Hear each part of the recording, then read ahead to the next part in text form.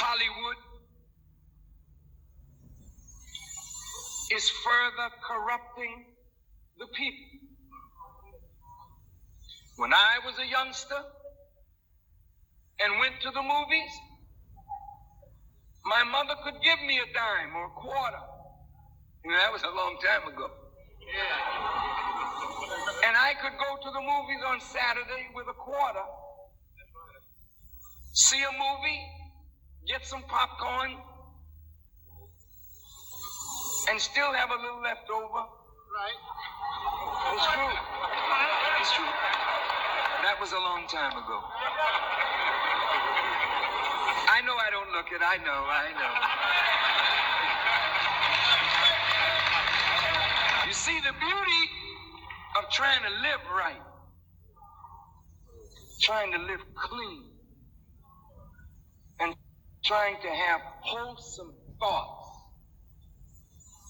is that it defeats the process of aging.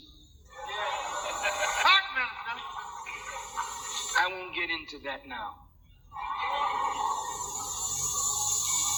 But I am deeply concerned at the destruction of the church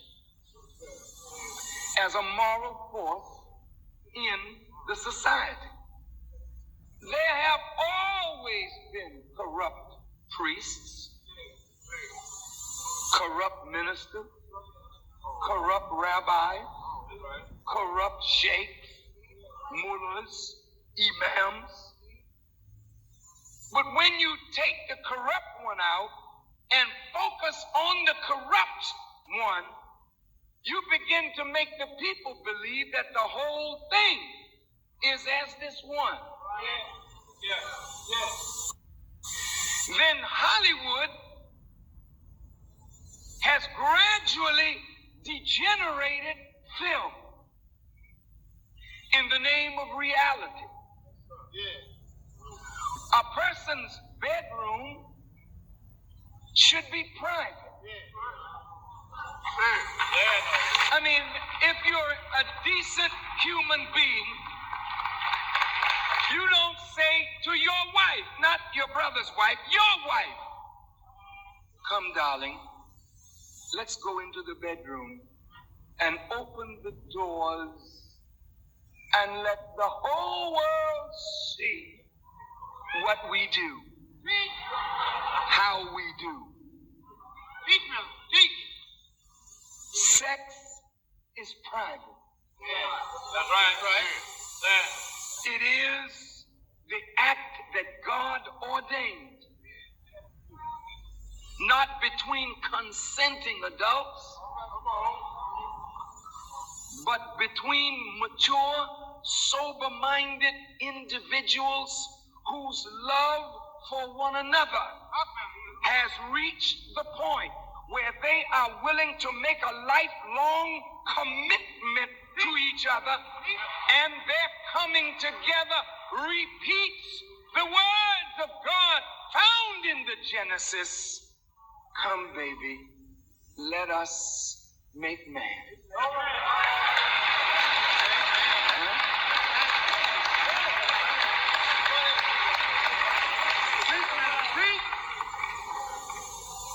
That's private.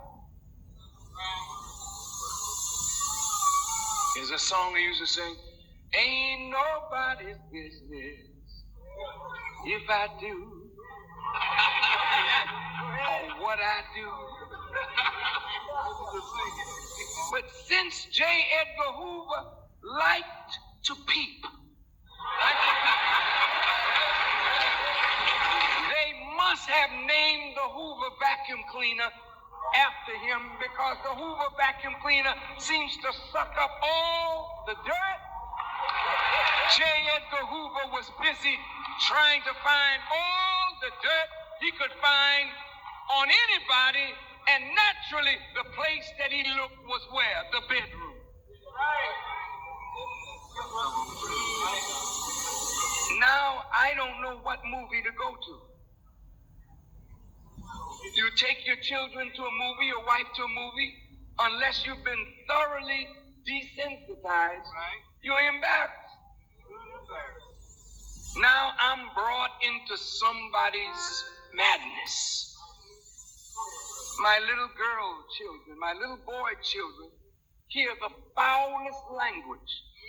If I don't use it in the home, it makes no difference. I take them to the movie or I just turn on my television now. When I was in show business and was a calypso singer and dancer where you move your hips and other things and whatnot, I remember when I was on television on the Ernie Kovacs show. You've heard of him. And when they put the camera on me, I had one of these kind of, Cuban shirts, and it's kind of open in the front and big puff sleeves. And I was, I was doing what I was doing. But they kept that camera from here up. And they told me afterwards, said, we cannot show that on the screen. Listen up. There was a level of decency. That's right. Today, please.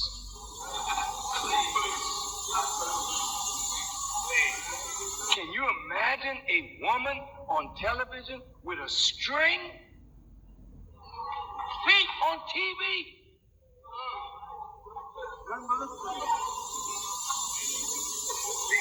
Your underwear, sisters, that's your business.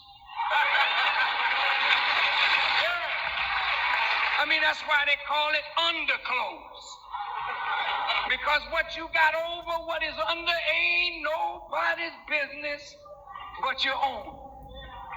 Now they're saying, well, hey, on TV, look at my underwear. I wear, you ain't even got nothing on till I get my hands on you.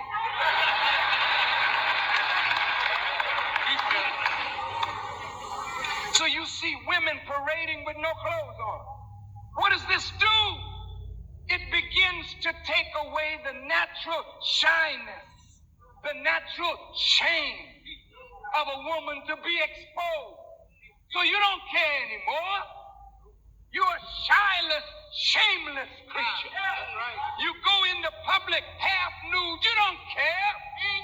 You want men to see your bosom. You want men to see your backside. You want men to drool at your body.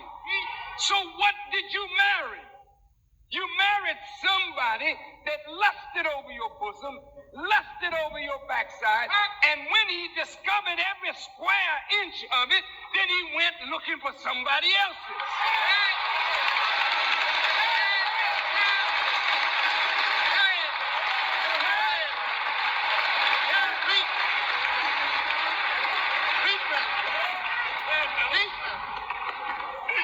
Don't you want a man to love you for you? Yeah.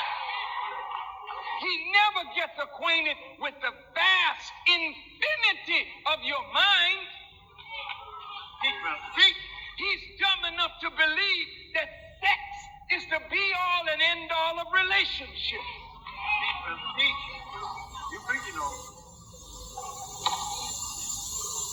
But tell him, sister. Tell him. The sex act only lasts 2 minutes, 3 minutes, 5 minutes, 10 minutes, 15 minutes. Some of you may feel you stallions. But hell, after an hour, 2, there's 22 more hours. What are you going to do? What are you going to do with her head? What are you going to do with her heart? Preach, man, preach. The country is gone to hell. America is worse than Sodom and Gomorrah. Listen, if Lot came back and saw Columbus, he wouldn't even have to go to Atlanta. And don't even think about San Francisco. If Lot just came to Columbus, he'd say, God, take me.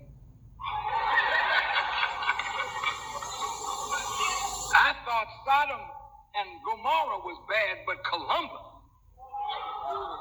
You've so undermined morals that the people take their low desires now for a God beside God. I do what I want to do. That's what they say.